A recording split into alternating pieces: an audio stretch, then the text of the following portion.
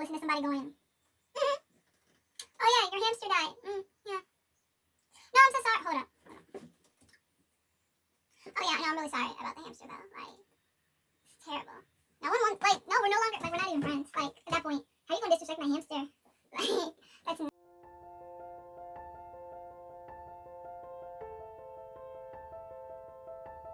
Hello, my name is Lauren Wainwright, and this is the Millennial Minimalist.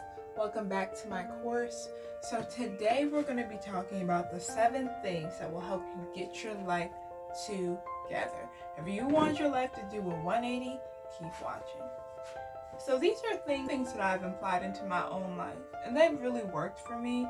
I did my research, I've tried them, so this is not me trying to sell you an empty promise. This is something that really works, and if you don't believe me, after you watch this video, you can go research these topics further, and there are testimonies, there's true stories, so I'm telling you what works for me, and more than likely it will work for you.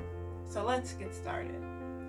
So the first thing you want to do is take responsibility. Be aware that life happens, and it doesn't mean it's your fault, but it does mean it's your responsibility to handle it and how you react to it. Remember that when you don't take responsibility for things, you're resenting them, and resentment will bring you no closer to your goals.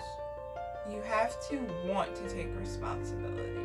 You can't have the mindset of, oh, I have to deal with this now, I have to do this now. No. You have to want to take responsibility. Take control of what you can. Take responsibility of what you can and handle your. Ask yourself, in order to do that, you have to ask yourself, how can I take maximal responsibility?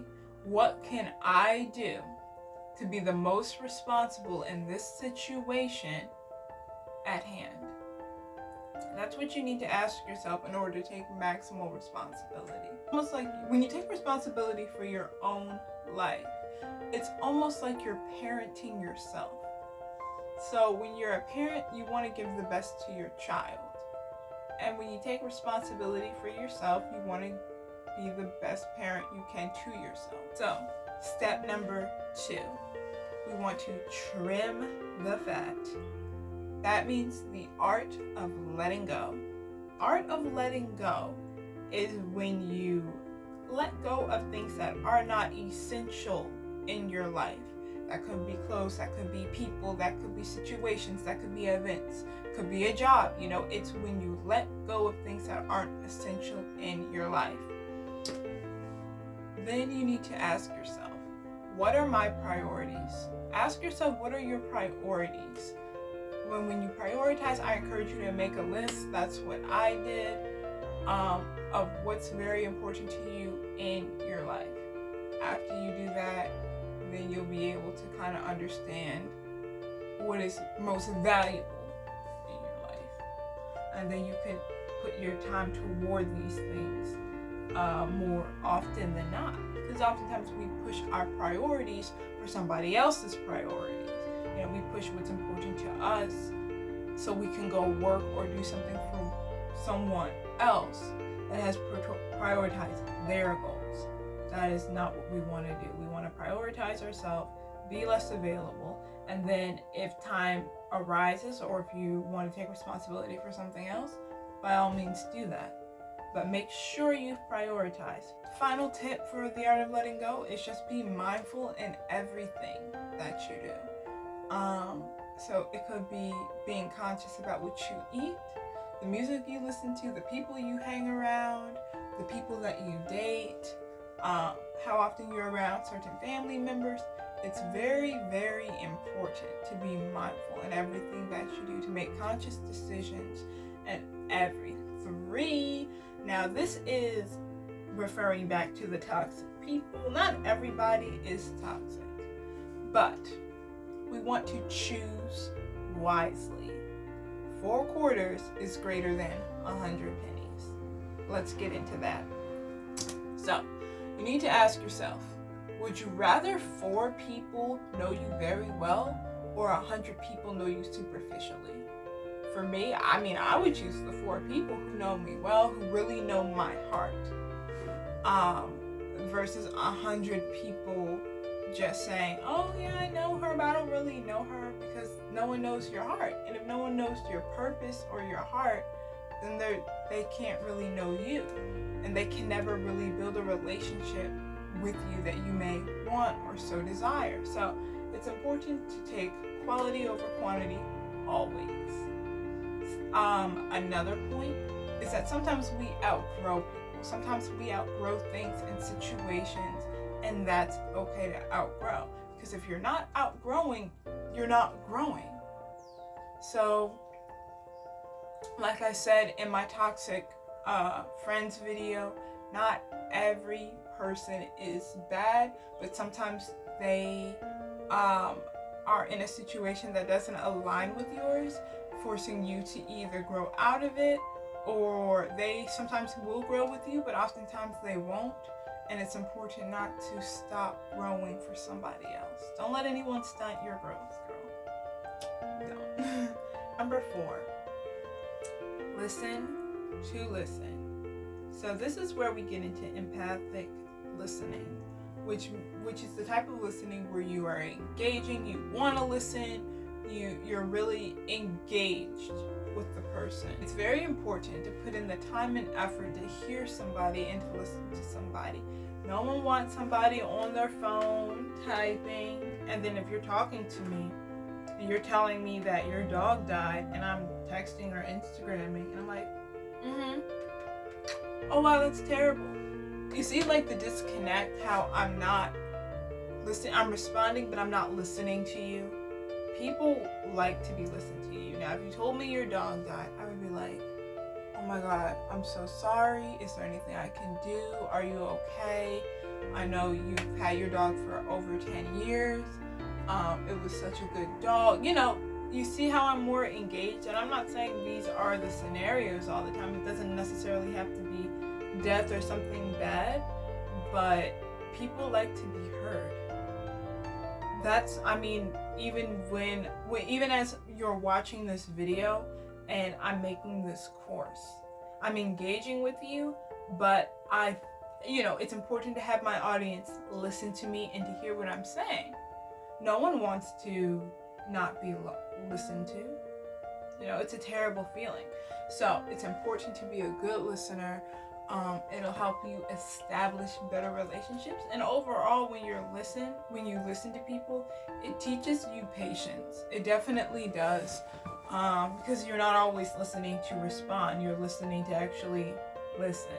So, step number 5 is where you take risk. Choose must. Okay? Now let's get into what I mean by that. You'll have a you'll have a crossroad in life where you'll have should and must. Always choose must. Must is who we are, what we believe, and what we do in our truest selves. These are the things that will give us purpose in life. Oftentimes we'll be at a crossroad of things we should do and the things we must do. When you're at that crossroad, always choose must. These are the things that you must do to get where you want to be. Should is just you could do something, but you don't have to. Must is something that you have to do in order to achieve your goals or get out of your comfort zone. Like, for example, I'm making this course. This is a must for me. This is something I must do to achieve my goals. One of my goals. I'm also learning how to play the ukulele. That is something that is just out of my comfort zone. I've played piano my entire life, so it's not something that I really ever thought of, but it's so different and I love the sound of it. And I was like, well, why can't I learn? Why can't you do it? Why? Why can't it be you? There's no reason in this world when you see somebody, and this is a little off track, but this is a great point for people who struggle with jealousy and being jealous. When you get jealous of somebody, the first thing you should think of is, that's for me. Don't be like, I wish I had it, or they think they're better than me. There is no reason why you can't be successful. There is no reason why you can't achieve what someone else has. We all have 24 hours. There is no reason why it can't be you at all. No excuses. So yeah, that's a little off track, but it's a very important point. So yeah, getting back into it. When you choose must and you do things that help your personal growth, you become more self-aware and you start to really know yourself. Must is who you are when nobody else is around, when you're absolutely alone. And if you don't like who you are when no one else is around, change it. Change it for you. Don't change it for anybody else. Change yourself by yourself. So, 6. Walk the path with balance. And by that, I mean life is going to happen. Bad things are going to happen. Good things are going to happen. Life in itself is going to happen. It's important, though, not to let the bad things define your life. A bad day, a bad month, a bad year does not equal a bad life.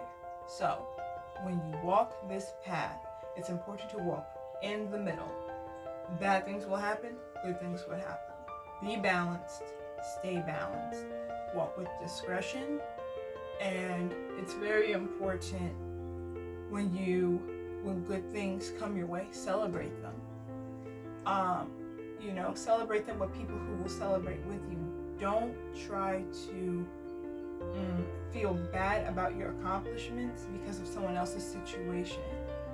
I read something yesterday, actually, that said, when you stop hanging around people who are bad and start hanging around winners, your successes and your achievements shall be celebrated, but it won't feel like bragging. It won't feel like someone is bragging or you're bragging because you run in the same winner circle.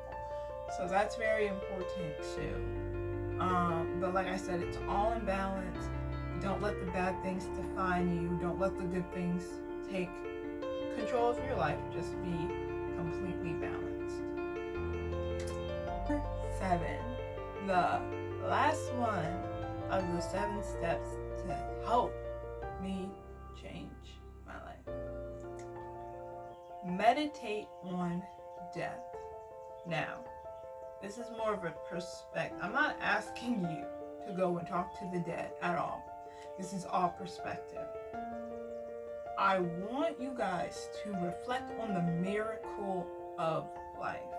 I want you to really appreciate life for what it is, because life is so short. Life is so short, but at the same time, it's the longest thing any of us experience. So, when you reflect on the miracle of life, you have more of a appreciation for things. Everything's alive. My plant, Fernie Sanders, is alive. There's so many things that you can appreciate in life. And ask yourself more often than not, if today was your last day, what would you do? If today was your last day on this planet, what would you do? And are you proud of where you are? And if you're not, work toward that. Take these 24 hours and work toward where you want to be in life. Also, ask yourself, if tonight was your last night, who would you call? And those are the relationships that you want to work on. Now, if you had an opportunity to call only a few people before you passed away, who would those people be? Show them your appreciation now while you're alive and while they're alive. I think that it's important to know that good energy gets good results. So if you're positive, you're more more likely to have positive things come your way. If you've ever seen people that are so happy, they often have a really good life, and people sometimes get the misconception that they're only happy because they have that life, which is not the case. And there are studies to prove this. Celebrities that have committed suicide because they were unhappy, they had the life, they had the exact same materialistic things, but they weren't happy. When you're happy, good things come your way. But it's important not to have your happiness rooted in these things. It's an energy that you must have in order to be successful. If you're always putting out, nitpicking the bad, and this happened to me, that happened to me, she happened to me, he happened to me, you will never be happy. You always play the blame game, and bad things will keep happening to you. So keep a positive energy, keep a positive outlook, and positive things will come to you. If you don't take anything else from this course, know that if you have good energy, good things will come to you. It's just the way of the universe. I can't really explain why it is like that, but it works, and it has never failed. When you believe in something and have faith in something, it really keeps you motivated. It really does. And just the general sense of right and wrong, I think that's important to focus on too. Like, we know it's wrong to hurt somebody. We know it's wrong to kill somebody. We know it's wrong to steal, take something that's not ours. And these are just morals that most people know. Despite religion, despite background, even if they do it, they still know it's wrong. That's why they don't go out and tell people, yeah, I hurt this person, or I stole from this person. No one does it because they know it's wrong. So it's important to have a sense of right and wrong, and focus just more on the right things. Focus on doing right, being right, getting right. Those are the most important things when it comes to the having the purpose and perspective on life in itself. So yeah, that wraps up this video. I hope you enjoyed it. Let me know. We went over the 7 habits that helped me get my life together, guaranteed to help you get yours together. I highly encourage you to try these things in your life. You now have all the tools that you need to change your life around completely. I'm Lauren Wainwright. This is the Millennial Minimalist, and thank you for watching my course. I'll see you next time.